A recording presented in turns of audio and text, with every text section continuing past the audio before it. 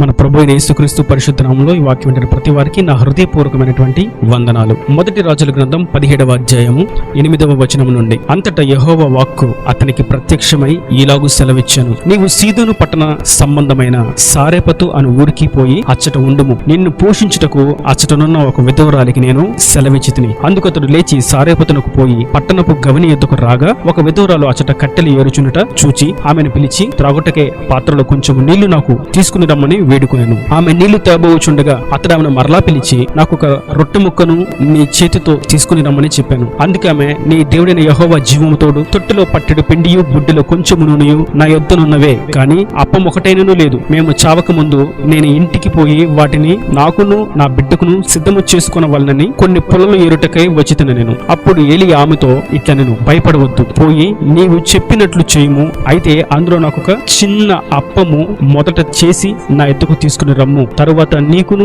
నీ బిడ్డకును అప్పములు చేసుకొనుము. భూమి మీద యెహోవా వర్షము కురిపించు వరకు ఆ తొట్టులో ఉన్న పిండి తక్కువ కాదు, బుడ్డిలో నూనె అయిపోదని ఇశ్రాయేలీయుల దేవుడైన యెహోవా సెలవిచ్చి ఉన్నాడు అని నేను చదివిన వాక్య భాగంలో ఏలియా అనేటువంటి ప్రవక్తకి దేవుడు సెలవిస్తున్నాడు, ఏలియా నీవు సారెపతు అనేటువంటి ఊరుకు వెళ్ళు, అక్కడ నేను ఒక విధవరాలకి నేను ఆజ్ఞాపించాను, నిన్ను పోషించడానికి ఆమెకు సెలవిచ్చానని. ఏలియా అనుకుంటున్నాడు, నేను గొప్ప ప్రవక్తని, నన్ను పోషించడానికి ఈ కరువు కాలంలో ఒక పేద విధవరాలు ఏ విధంగా పోషించగలుగుతుంది? ఆమె పేదరాలు అని సెలవిస్తున్నాడు మరియు విధవరాలు అని సెలవిస్తున్నాడు. అటువంటి ఆమె వేరొక వ్యక్తిని ఎలాగ పోషించగలదు అనే ఆలోచనలో సందిగ్ధంలో ఒకవేళ ఉన్నాడేమో, కానీ ప్రభువు ఏలియాకి సెలవిస్తున్నాడు, నువ్వు వెళ్ళు, నేను ఆమెకి సెలవిచ్చాను. నిజంగానే ఏలియా దేవుని మాటకు లోబడి ఆ సారెపతు అనేటువంటి ప్రాంతంలోకి వెళ్ళగానే గవని యొద్ద, అంటే ఊరు ప్రారంభంలోనే అడుగు పెట్టిన కొంత దూరంలోనే అతనికి ఒక విధవరాలు కనబడింది. ఆమె కట్టెలు వేరుతుంది. ఈ విధవరాలను గూర్చి ప్రభు మనకు సెలవిస్తుంది ఏంటంటే, ఆమెలో నుండి కొన్ని విలువైనటువంటి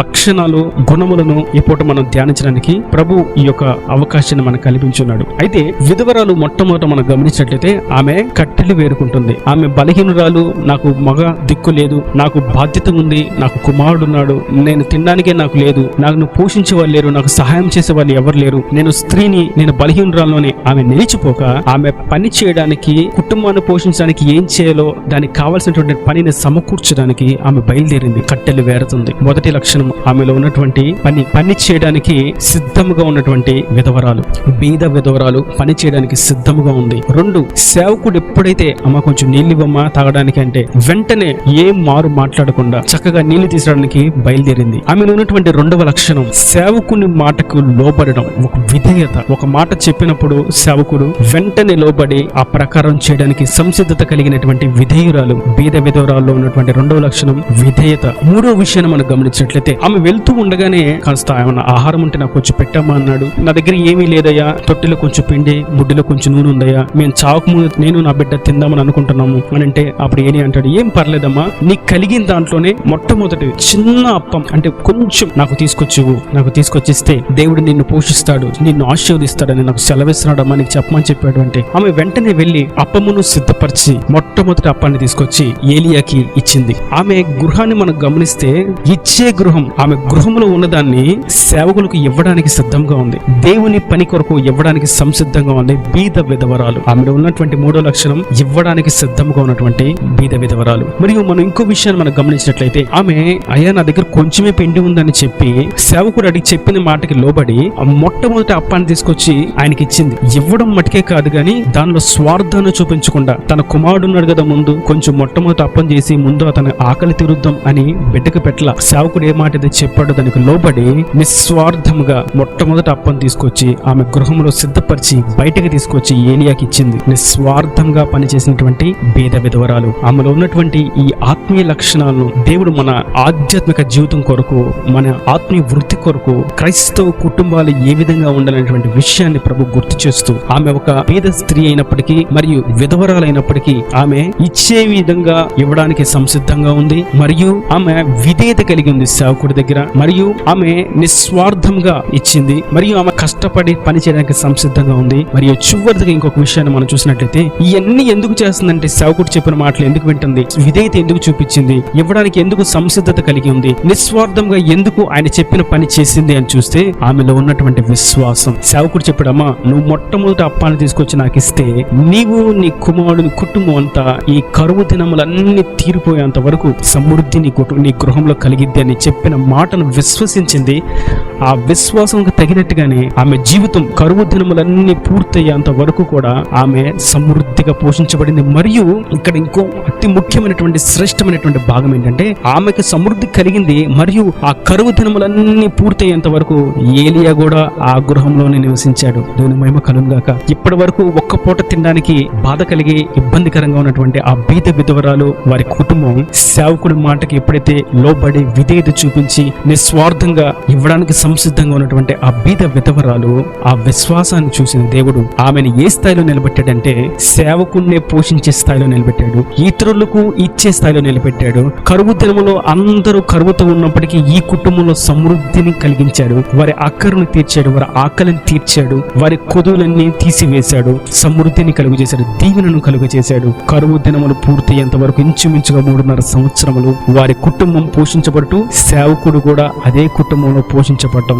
అతి శ్రేష్టమైనటువంటి భాగం. కనుక నేటి దినాన ఈ వాక్యం ద్వారా ప్రభు మనకి సెలవిస్తుంది, అతి శ్రేష్టమైనటువంటి కార్యాల్లో దేవుని మాటకు లోపడడం అనేది చాలా ప్రాముఖ్యమైనటువంటి విషయం. క్రైస్తవ కుటుంబాలు విశ్వాసంతో ఉండడం మట్టుకే కాదు కానీ ఇతరులకు సహాయం చేసే ఇచ్చే గృహముగా, సేవకుడికి మాత్రమే కాదు కానీ ఇతరులకు దీనంగా ఉన్న వారికి, లేని వారికి, పేదలకు, వారికంటే తక్కువగా ఉన్న వారికి చేయగలిగినటువంటి సహాయం. వారు ఎవరైనా సరే మాకు ఆస్తి కలిగితే ఇస్తాము, లేదా మాకు ఉద్యోగం వస్తే ఇస్తాము, లేదా నాకు ఇది కలిగితే ఇస్తానని కాదు కానీ వారు ఏ స్థాయిలో ఉంటే ఆ స్థాయిలో చేయగలిగినది ఇతరులకు సహాయం చేయడం అనేది, నిస్వార్థంగా చేయడం అనేది చాలా ప్రాముఖ్యమైనటువంటి విషయం. ఇక్కడ బీదరాలు ఆమె మరియు విధవరాలు కూడా ఇంత దైనందిన కుటుంబం, ఎంత దాతృత్వపు హృదయం కలిగినటువంటి కుటుంబంగా ఉంది.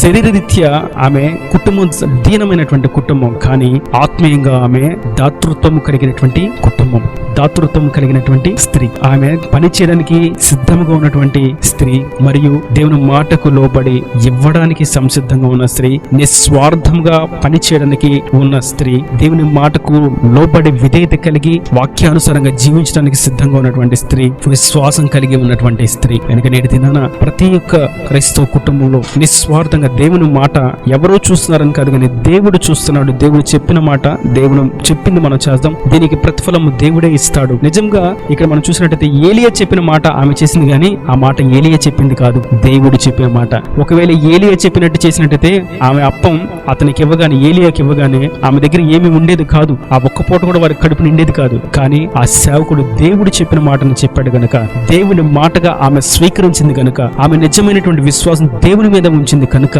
దేవుడు ఆమె జీవితాన్ని మరో మలుపు తిప్పాడు. చీకటిగా ఉన్నటువంటి వారి కుటుంబాన్ని వెలుగుగా మార్చివేశాడు.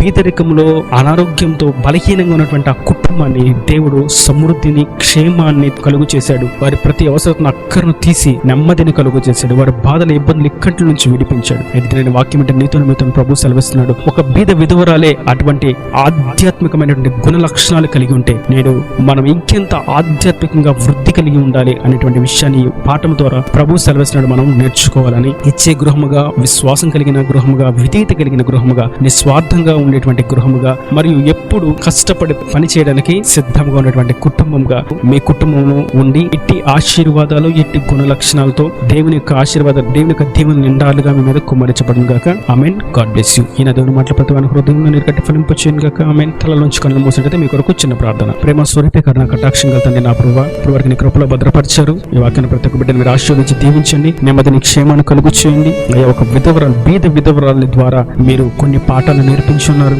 అయ్యా, నీకు వందనాలు, స్తోత్రాలు తండ్రి. నీ యొక్క లేఖనాలు ఒక మరుగైనటువంటి మర్మాలతో కూడినటువంటి ధన నిధి. ఎన్ని నీళ్లు తీసిన దాని నుంచి ఊడుతూనే ఉండిద్దని నీ వాక్య లేఖనంలో ఉన్నటువంటి శ్రేష్టమైనటువంటి భాగాలను బయలుపరుస్తూ మాకు నేర్పిస్తున్నందుకు నీకు స్తోత్రం తండ్రి. ఈ వాక్యం పెద్దల కుటుంబాలన్నింటినీ మీరు అట్టి విధంగా ఆశీర్వదించండి. నేను బలహీనురాలను అని అనుకోకుండా పని చేయడానికి సిద్ధంగాను, నా దగ్గర ఏమీ లేదు అనుకోకుండా ఇతరులకు పంచిపెట్టడానికి, ఇతరులకు ఇవ్వడానికి సంసిద్ధంగాను, నా ప్రార్థన ఏమాత్రం అని అనుకోకుండా విశ్వాసం కలిగి ఆత్మీయతలో ముందుకు సాగుటకును, నేను చేస్తే చేయకపోతే ఎవరు చూస్తారని అనుకోకుండా నిస్వార్థంగా నువ్వు చెప్పిన పని చేయటకు గాను, మరియు సేవకుని మాట నీవు చెప్పిన మాటగా వాళ్ళు